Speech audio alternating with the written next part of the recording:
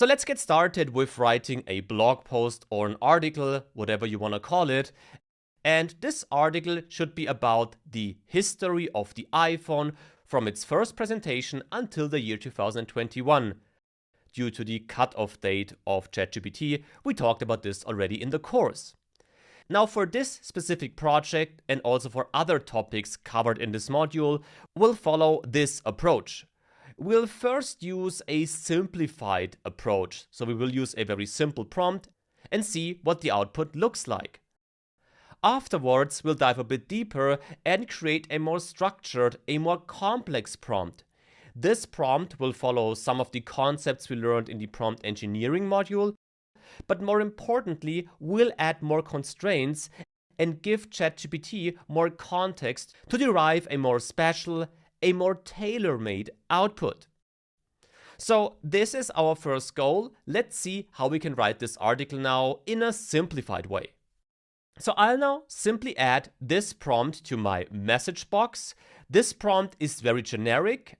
As said, it's a simplified approach, but let's see what ChatGPT makes out of it. So now we got this article and it is very long, but actually it's just a simple summary of kind of boring key facts of the iPhone development. This reads more like a fact summary than an engaging article people would really read, and also not like an article that would be really catch the attention of our audience.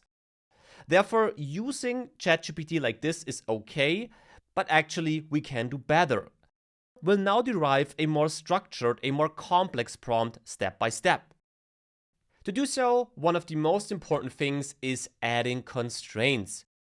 Besides the topic of the article, ChatGPT needs more information to write a really tailor-made article here. Some of the constraints that should be considered are the target audience. So who is our audience that should read this article? Is it everybody? Is it young people? Is it older people? Tech-related people? So we should make this clear first, because this will also change the way ChatGPT writes the article and also the content that is covered in the article. For example, tech-related people want to know more about the facts about the iPhone. Less tech-related people might just want to know how the looks changed, for example. We should also think about topic-related keywords. This is related to the SEO, so to the search engine optimization.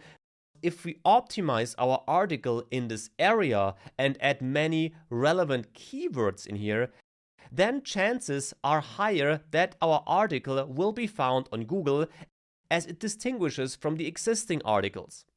We should also consider significant iPhone improvements, maybe an amazing new camera, great new displays, new processors to make the whole experience a lot faster.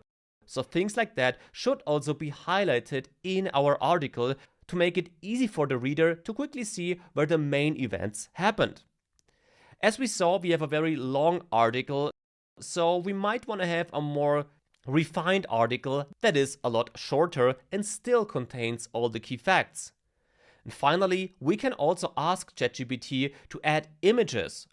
We know that ChatGPT can't add images at the point of time when recording this course at least, but we can ask ChatGPT to add image descriptions to areas where these would help to make the article even more exciting, even more engaging.